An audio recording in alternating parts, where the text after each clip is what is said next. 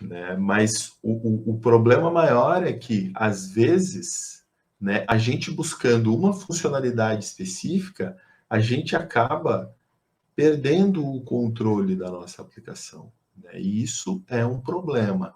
Então, é por isso que eu inverto a filosofia de trabalho, né? Então, eu inverto, né, essas tecnologias em linhas gerais, eu tiro, eu transformo isso em driver, que, de certa maneira, é exatamente o que o Martin fala aqui, para você não depender, né, assim, de nada fora da sua, fora do seu escopo, né? Ou seja, você consumir uma funcionalidade através de uma interface, né? De maneira que tudo o que você consome está encapsulado.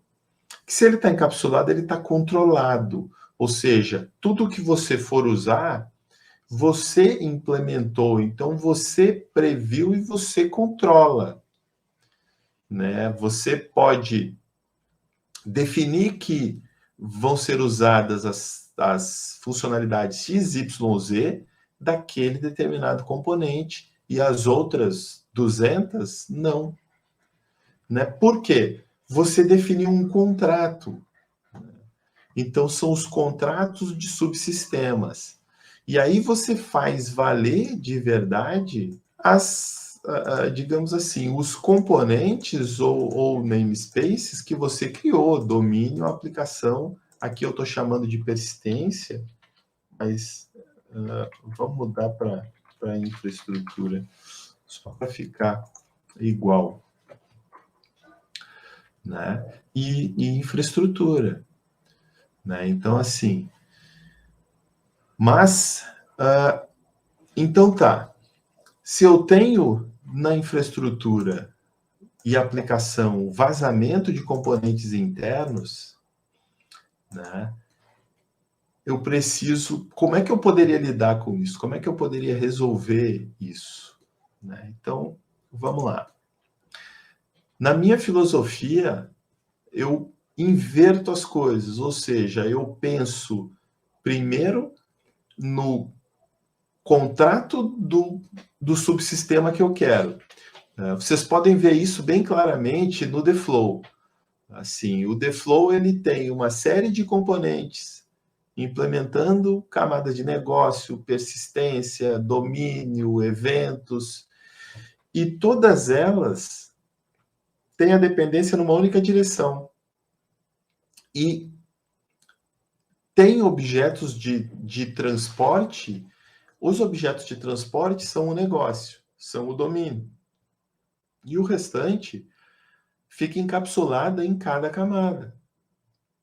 A interface de serviços, que fala com os componentes que tem a lógica de negócio, ou a camada de use case, né, passam os parâmetros e ele morre lá. Né? Então, assim, o business não referencia ninguém para depender da funcionalidade. Né? Mas, enfim, a gente vai falar dessa harmonização de frameworks aí mais à frente. Então, vamos nos ater aqui aos contratos, né? Então, assim, como é que a gente resolve? Para facilitar a visualização por parte de vocês, então eu modifiquei o Clean Architecture para mostrar que você não precisa fazer nada complexo para começar a tornar as suas aplicações mais independentes, mais duradouras.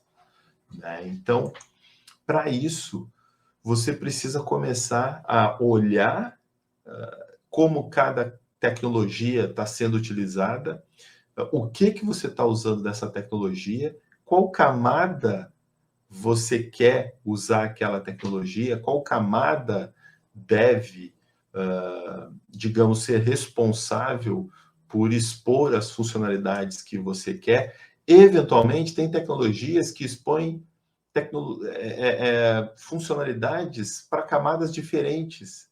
Isso é uma outra coisa que vocês podem ver no The Flow, onde eu uso o Mediator, o Fluent Mediator, para publicar eventos de domínio, e eu uso na camada de negócio para publicar os comandos e as queries, né? Então eu uso para gerar notificação num broadcast e para fazer um request reply, né? Então, mas aí são duas interfaces que estão implementadas, que aí é exatamente, né, o que eu estou trazendo para cá.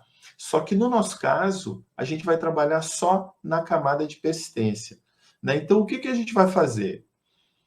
Né? Hoje, se a gente olhar os códigos, né, hoje a gente expõe o entity. Lembra que eu falei que o entity estava sendo referenciado? Ele está sendo referenciado porque, apesar da gente ter uma interface que define o contrato de acesso a banco, ou seja, eu já tenho ali as minhas collections,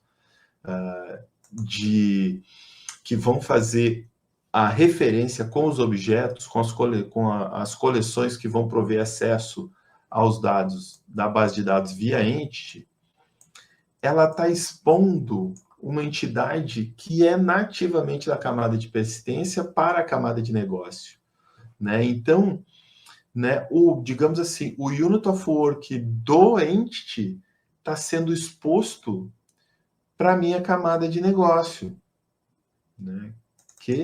Cadê aqui? Ó? Olha aqui.